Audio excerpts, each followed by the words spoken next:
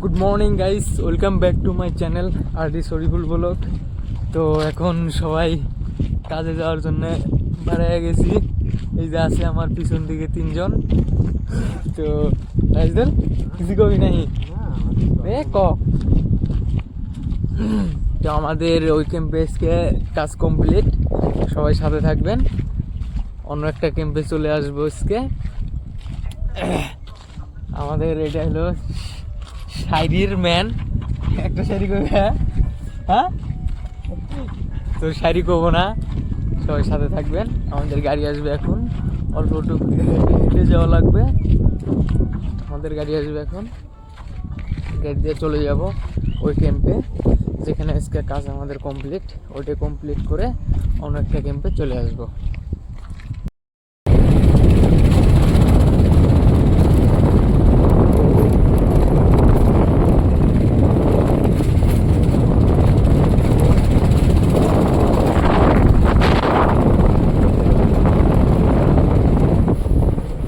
ক্যাম্পে চলে আসলাম।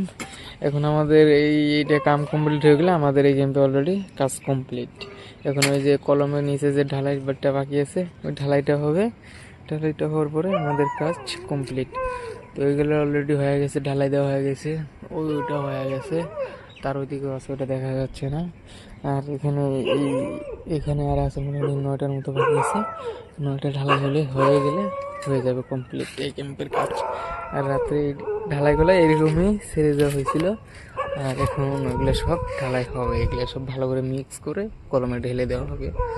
আর ওইগুলো এখনও বাকি আছে।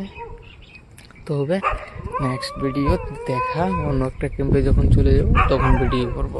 বাই।